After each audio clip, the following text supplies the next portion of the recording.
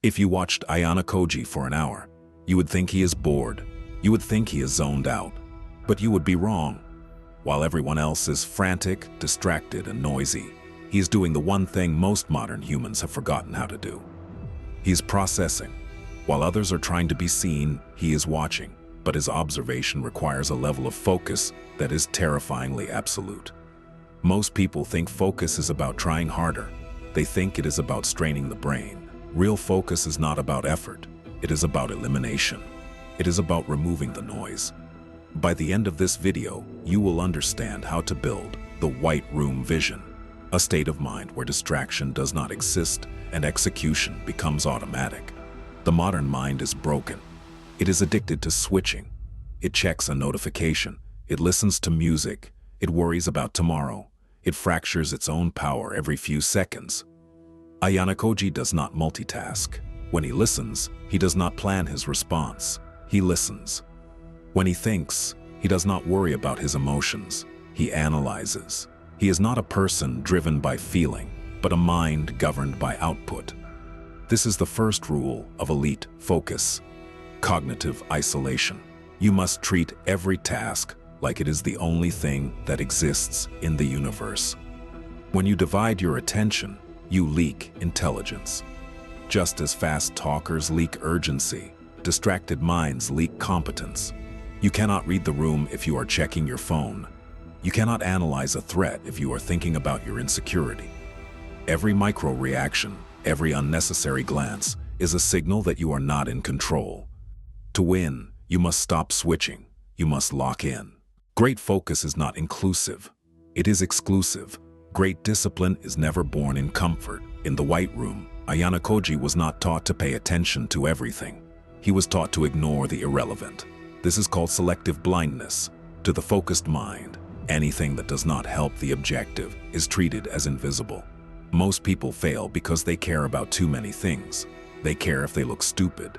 They care if they feel bored. They feel uncertain and choose avoidance. Ayanokoji does not care. If a classmate insults him while he is calculating a strategy, he does not hear the insult. He only hears data. Emotion is the loudest saboteur of precision. Anger breaks focus. Excitement breaks focus. Fear breaks focus.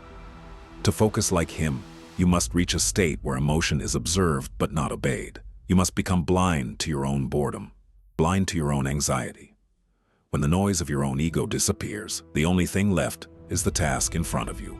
There are two types of focus in the Ayanokoji framework. Most people only know one: the tunnel. They stare hard at a book. They grind. This is useful for work. But the more dangerous focus is panoramic. This is where his power begins, not with strength, but with invisibility. Panoramic focus is the ability to relax your eyes and see the entire room at once. While the teacher speaks, he notices who is fidgeting. He notices posture, pacing, eye movement, and breathing. He sees the nervousness in their hands. He sees the alliances forming. He sees the lies. This requires a calm mind. A tense mind narrows its vision. A calm mind widens it. You must train your focus to be soft, not hard. When you stop trying to force your attention, you begin to absorb information effortlessly. You stop looking, and you start seeing. Oh, why does Ayanokoji seem so lazy? Real dominance never looks loud. It looks boring. He conserves energy. It costs mental energy. Average people waste this energy on drama, on complaining, on trying to impress others. Every extra word is another opening. Ayanokoji applies the minimum effort rule. He never uses 100% of his focus unless the situation demands survival. He idles at 10%, but when he strikes, he shifts to 100% instantly.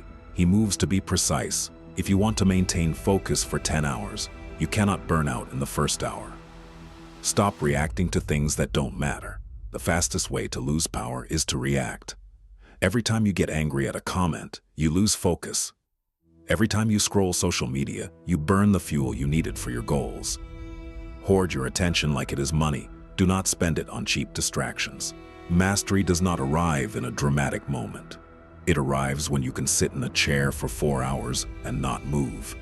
It arrives when you can hold a conversation and notice the pupil dilation of the person across from you. It arrives when chaos happens and your heart rate does not speed up. Discipline doesn't collapse in chaos, it collapses in convenience. To build this focus, you must practice the delay between impulse and action.